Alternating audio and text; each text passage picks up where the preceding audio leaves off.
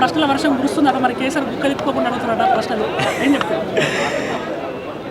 తెలంగాణ నీటి చరిత్ర గురించి కేసీఆర్ గారి కంటే ఇంకెక్కువ ఎవరికి కూడా తెలియదు. సో ఇవాళ మేము దీన్ని క్వశ్చనింగ్గా చూస్తలేము.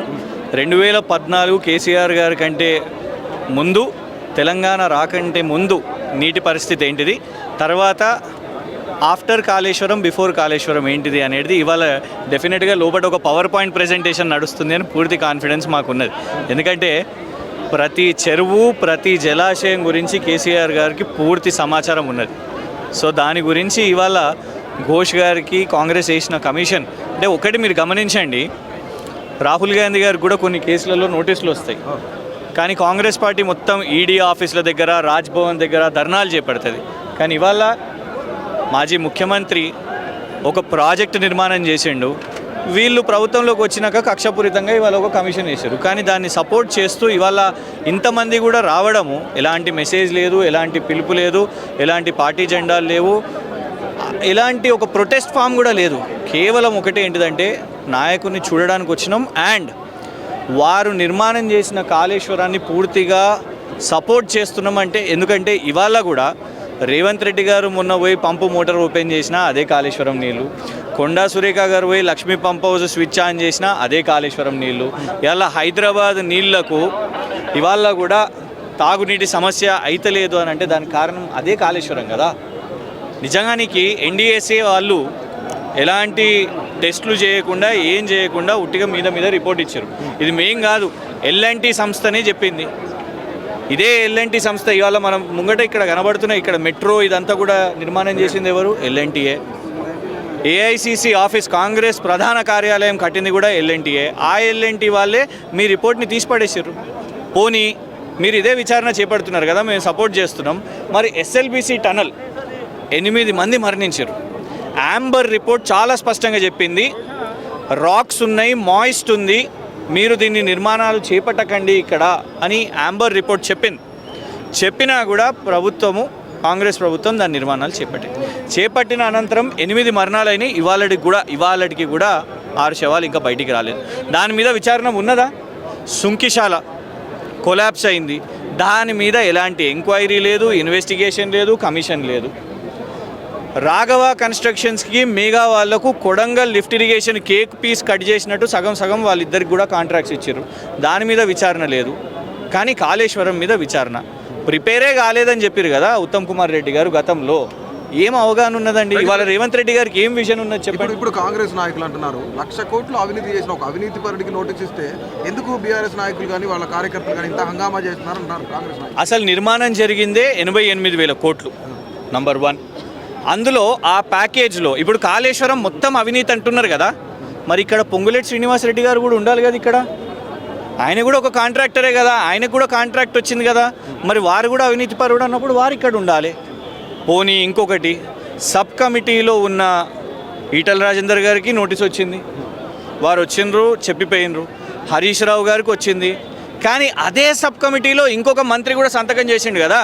ఇవాళ కాంగ్రెస్ ఇవాళ కూడా మంత్రి తుమ్మల నాగేశ్వరరావు గారు, మరి వారెందుకో ఇవాళ రాలేదు, మరి వారికి ఎందుకో నోటీస్ ఇవ్వలేదు. మరి అంటే ఇవాళ ఒకటే అండి, ఈ ప్రభుత్వానికి గ్యారంటీస్, డిక్లరేషన్స్, 420 ప్రామిసెస్, వాటి నుంచి డైవర్ట్ ఏం చేయాలి అని అనుకున్నప్పుడు కేటీఆర్ గారి మీద ఫార్ములా ఈ విచారణ అని పెట్టినరు. 80 క్వశ్చన్లు అడిగిర్రు, సమాధానం చెప్పినాం. మేము ఫార్ములా ఈ తీసుకొని వస్తే 10,000 కోట్ల అమర్ రాజా బ్యాటరీస్ ఇన్వెస్ట్మెంట్స్ ఇక్కడ అయినాయి, ఇక్కడనే ఇదే రోడ్డు మీద కదా. 800 కోట్ల రెవెన్యూ వచ్చింది. నువ్వు చేసిన మిస్ వరల్డ్తో ఏమైంది? మిస్ ఇంగ్లాండ్ పోయి మీ కాంగ్రెస్ నాయకులు మిస్బిహేవ్ చేసిర్రు అని మిస్ ఇంగ్లాండ్ చెప్పింది. ఒక్క ఈవెంట్ చేయలేకపోయినావు నువ్వు, దాంతో ₹1 వచ్చింది లేదు, బద్నామీ వచ్చింది. పోనీ హరీష్ రావు గారి మీద కేసు వేసిర్రు. నిన్న కదా హైకోర్టు చెప్పింది అది తప్పుడు కేసు, ఫోన్ ట్యాపింగో బ్యాటింగో ఏదో చెప్పిండు, అదొక కేసు అని చెప్పారు. దాన్ని హైకోర్టు కొట్టిపడేసింది. ఇలా కేసీఆర్ గారిది కూడా ఆ ఛత్తీస్గఢ్ కమిషన్ వేసిర్రు, దానికి సంబంధించిన కమిషన్ చైర్పర్సన్ గారిని సుప్రీంకోర్టు తొలగించింది, ఎందుకంటే పొలిటికల్ స్టేట్మెంట్స్ ఇచ్చారు కాబట్టి. ఇప్పుడు దీన్ని కూడా నువ్వు ఈ సంవత్సరం నరలో పాలన వదిలేసి నీ పాలన అంతా కూడా ఏంది, పాపం పోలీస్ ఫోర్స్ని మా మీదకి యూజ్ చేయడం, ఫాల్స్ కేసెస్ పెట్టడం, రకరకాల వాళ్ళని ఎంక్వైరీస్ అని అరెస్ట్లని ఇవన్నీ కూడా చేయడం. సరే ఏదేమైనా కూడా ప్రజల్లోకి గ్రామీణ స్థాయిలోకి ఏం వెళ్ళిందంటే మేడిగడ్డ బ్యారేజీ కుంగిపోయి పగుళ్ళు వచ్చినాయి కాబట్టి దీంట్లో అవినీతి జరిగిందని ప్రజల్లోకి బలంగా కాంగ్రెస్ పార్టీ తీసుకెళ్ళింది. ఇప్పుడు అందులో భాగంగానే కమిషన్ ఏర్పాటు చేసి కూడా విచారణకు పిలిచింది. ఈ విచారణ రాబోయే రోజుల్లో ఎలాంటి మలుపు తిరగబోతుందని మీరు అనుకుంటున్నారు? ఒకటి నంబర్ 1, ఇది జ్యుడిషియల్ కమిషన్ కూడా కాదు. ఇది ఒక పొలిటికల్ పార్టీ గవర్నమెంట్లోకి వచ్చినాక ఒక రిటైర్డ్ జస్టిస్తో పెట్టిన కమిషన్. దీని రికమెండేషన్స్ వాళ్ళు ఇస్తారు. ఆ రికమెండేషన్స్ని మేము కూడా డెఫినెట్గా లీగలైజ్గా మేము సమాధానాలు చెప్తాము. కానీ ప్రజల్లోకి వెళ్ళింది అని అనుకుంటే ఒకవేళ మీరు గమనిస్తే మాకు వాళ్లకు 1%, 1 to 1.5% ఓటింగ్ తేడా మాత్రమే. అంతే ఉంటే రేపు సర్పంచ్ ఎన్నికలు, స్థానిక సంస్థల ఎన్నికలు వస్తాయి కదా, తెలిసిపోతుంది. ఎందుకంటే మీరు ఏ బేసిస్గా అయితే ప్రచారం చేసిర్రో ఇవాళ మీరు నీళ్ళు ఇవ్వడంలో మీకు ఇబ్బంది అవుతుంది, కరెంటు కోతలు ఉన్నాయి, రైతు బంధు పథకము, రైతు రుణమాఫీ కానివ్వండి, రైతు బీమా కానివ్వండి, అయితే ఇస్తే 0.5% ఇస్తారు, లేకపోతే ఆపివేస్తారు. ఇవన్నీ కూడా అంశాలు ఉన్నాయి. కాబట్టి ప్రజల్లో వాళ్ళు వెళ్ళే పరిస్థితి ఉన్నదా, మేము వెళ్ళే పరిస్థితి ఉన్నదా? వరంగల్ సభనే దానికి పెద్ద టెస్ట్ మనీ కదా. మీరు 88,000 కోట్లు నిర్మాణం కాళేశ్వరానికి అయిందని చెప్పారు. 30,000 కోట్లతోటి బడ్జెట్ 80,000 లక్షన ఒకటి ఫిక్స్ అయిదాం. మీరు 88,000 కోట్లు అన్నారు. మేం కాదు, వాళ్ళు లెక్క పెట్టిన తర్వాత రిపోర్ట్స్, ప్రభుత్వం ఉన్న రిపోర్ట్సే, కేంద్ర ప్రభుత్వం కూడా లోక్సభలో కూడా చెప్పిందే కదా. ప్రభుత్వం రిపోర్ట్స్ 88,000 కోట్లు. సరే, మరి 30,000 కోట్లతోటి మొదటగా ప్రారంభమైన కాళేశ్వరం 88,000 కోట్ల దాకా చేయడానికి కారణం? ప్రాణహిత చేరవెళ్ళ ఎంతతోని మొదలైంది, ఎంత దాకా పోయింది? 8,000 కోట్లతోని మొదలు చెప్పి 28,000 అని చెప్పారు. కనీసం ఆ ప్రాజెక్ట్ అనుమతులన్న దేగలిగిరా? దేశంలో కాంగ్రెస్, ఉమ్మడి ఆంధ్రప్రదేశ్లో కాంగ్రెస్, మహారాష్ట్రలో కాంగ్రెస్ అనుమతులు కూడా తెలియకపోయారు. మేడిగడ్డ బ్యారేజ్లో 2 పిల్లర్లు కుంగిపోయినాయి, మిగతా అన్నారం సుందిలలో బుడగలు వచ్చినాయి అంటే మరి వాటితో వీడియోలతో సహా ప్రభుత్వం చూపిస్తుంది, వీడియోలు, ఫోటోలు. వాటి మీద అభిప్రాయం? అసలు ఫస్ట్ ఆఫ్ ఆల్ కాళేశ్వరం అంటే కేవలం 2 పిల్లర్లు కాదు. కాళేశ్వరం ఎక్కడనో కేవలం మేడిగడ్డ దగ్గర దాకా లేదు, తుంగతుర్తి దాకా దాన్ని నీళ్లు ప్రవహిస్తుంది. సో స్థిరీకరణ కానివ్వండి, స్టోరేజ్ కానివ్వండి, 15 అందులో రిజర్వాయర్స్ ఉన్నాయి నీళ్లు స్టోరేజ్ చేసుకోవడానికి. కుంగింది అని ఒకటి అయినప్పుడు బాధ్యత ఏంటిది? నువ్వు అట్లనే చూసి మురిసిపోయి ఇంకో 10 కుంగాలి అని కోరుకునేటోనువా? అది ఒకటి అయితే దాన్ని రిపేర్ చేద్దాం అనుకునేటోనువా? నాగార్జున సాగర్ వాళ్ళంతా చెప్పుకునేటప్పుడు మరి అది కట్టినప్పుడు ఎన్ని ప్రాణాలు పోయినాయి? ఆఖరికి నువ్వు పంజగుట్ట ఫ్లైఓవర్ కడితేనే కదా ఆ టైంలో కూలిపోయింది. ఇంత పెద్ద ప్రాజెక్ట్ మార్బీ బ్రిడ్జ్, నరేంద్ర మోదీ గారి గుజరాత్లో 150 మంది చనిపోయారు మార్బీ బ్రిడ్జ్. మరి దాని మీద విచారణ అయిందా? ముఖ్యమంత్రిని పిలుచుకోవడం రిపోర్ట్ కూడా ఏదైతే ప్రాజెక్ట్ కట్టే తీరుకు వ్యతిరేకంగా కూడా ఇచ్చారు, కనీస ప్రామాణికాలు పాటించలేదు, డిజైన్ మార్చారు. ఇది ప్రకృతి రాబోయే రోజుల్లో ప్రకృతికి విపత్తుగా పరిగణిస్తుందని చెప్పేసి వాళ్ళు బయటకు. గడ్కరీ గారిని కూడా విలువండి ఎన్డీఎస్ఏ, ఎందుకంటే సంతకం పెట్టింది ఆ రోజు జలవనరుల శాఖ మంత్రి గౌరవనీయులు గడ్కరీ గారు. సిడబ్ల్యూసి కమిషన్ కూడా సంతకం పెట్టింది కదా మరి దాని మీద. మరి వాళ్ళందరినీ కూడా విలువండి. రీడిజైన్ చేసింది ఎప్పుడు? మహారాష్ట్ర వాళ్ళు ఒప్పుకున్న తర్వాత, కాంగ్రెస్తోని చేత కాకపోతే ఆ తర్వాత మేము మహారాష్ట్ర అప్పటి ప్రభుత్వాన్ని ఒప్పించి అక్కడ ప్రజలను కూడా రిక్వెస్ట్ చేసుకొని ఆ తర్వాత దీన్ని నిర్మాణం చేసుకుందాం. కానీ వీళ్ళు ఎంతసేపు ఆ రోజు నుంచే ఎప్పుడు కూలుతుందా ఎప్పుడు ఏమవుతుందా అనేదే ఉన్నది. కానీ నిజంగా ఇవాళకి కూడా ఏమని చెప్తుంది? రిపేర్స్ చేయండి అని చెప్తుంది. దీంట్లో తప్పిదం ఎవరిది అనుకుంటారు? అంటే మీరు ఇంజనీర్లది అనుకుంటారా? అంటే ప్లానింగ్ ఇచ్చింది వాళ్ళే అని హరీష్ రావు గారు కూడా విచారణ తర్వాత ఇంజనీర్ల ప్లానింగ్ ప్రకారమే జరిగిందని క్లియర్గా మీడియాతో చెప్పడం జరిగింది. భయం, మనం అందరం ఇల్లు కట్టుకుంటాం, ఇల్లు కట్టుకున్న తర్వాత మేస్త్రి ఇల్లు కట్టేసిండు, కథం నా పని అయిపోయిందని అనుకుంటామా? ప్రతిరోజు ఎందుకు దాన్ని ఉడుచుడు ఎందుకు ఉంటుంది, మాపింగ్ ఎందుకు ఉంటుంది, బూజు పడితే తుడుచుడు ఎందుకు ఉంటుంది? ప్రతిరోజు మెయింటెనెన్స్ చేయాలి కదా. అలాగే ఆ ప్రాజెక్టు నిర్మాణం చేసినప్పుడు కొన్ని కిలోమీటర్లు, 100 కిలోమీటర్లు ప్రవహించే ఆ ప్రాజెక్టు డైరెక్షన్ కల్పిస్తున్నప్పుడు మీరు దాన్ని మెయింటెనెన్స్ చేయాల్సిన బాధ్యత మీకు లేదా? ఒక క్రాక్ అయితే, ఒక పిల్లర్కి నిజంగా పర్ర పడితే దాన్ని రిపేర్ చేయాల్సింది పోయి రాహుల్ గాంధీని హెలికాప్టర్ పెట్టించి పిలిపించి అగో చూడు అది కాళేశ్వరము అని చెప్పే పరిస్థితి అంటే ఇలా రాజకీయ కోణమే ఉన్నది కదా. నువ్వు చేసింది ఏంటి చెప్పు? బిఫోర్ కాళేశ్వరం నీతో అయిన ప్రాజెక్టు జరిగింది ఏంటి చెప్పు?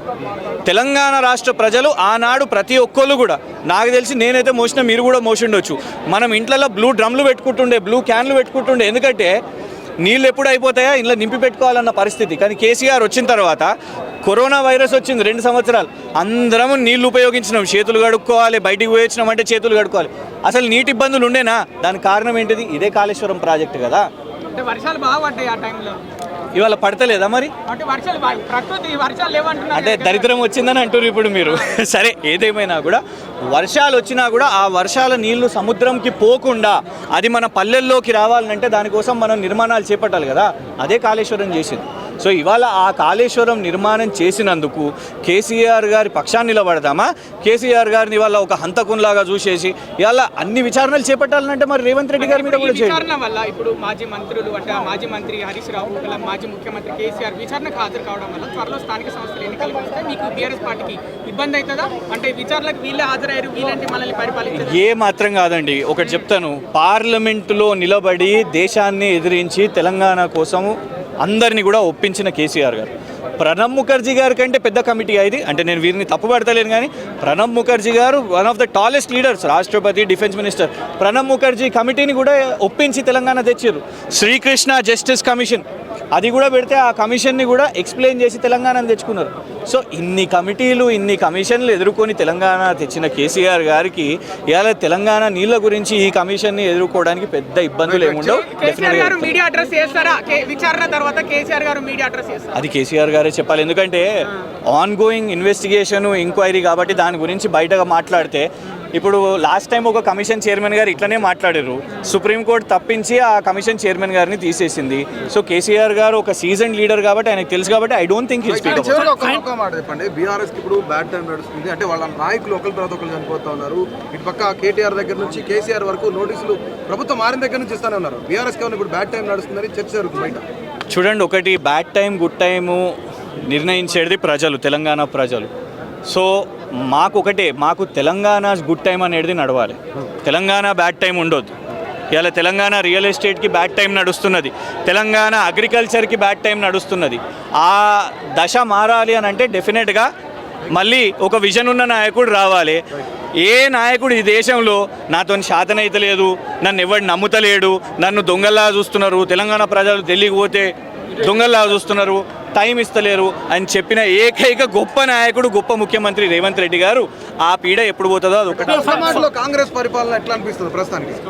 పాలన నడుస్తుందా? పోలీస్ కమాండ్ కంట్రోల్, ఉద్యోగులను కలవాలంటే పోలీస్ కమాండ్ కంట్రోల్, క్యాబినెట్ని నడపాలంటే పోలీస్ కమాండ్ కంట్రోల్. పాపం ఓన్లీ పోలీసులను మాత్రమే ఉపయోగించుకుంటుర్రు. ఇవాళ పాలన కాదు, పోలీస్ ఫోర్స్ని మా మీదకి వదిలిర్రు, వాళ్ళు కూడా ఉపయోగించుకుంటారు. కాబట్టి ఇది పెద్ద పాలన. నడవకుండానే ఇంత పెద్ద సెక్యూరిటీ, ఇంత పెద్ద బందోబస్తు కేసీఆర్ వస్తున్నారంటే ఇంతమందిని సెక్యూరిటీ దింపారా ప్రభుత్వం నడవకుండానే? అంటే చూడండి, ప్రభుత్వం నడవాల్సింది ప్రజల దగ్గర, ప్రతిపక్ష నాయకుని మీద బుల్డోజ్ చేయడం కాదు. ప్రభుత్వం ప్రజాపాలన అని చెప్పుకున్నావు కదా నువ్వు.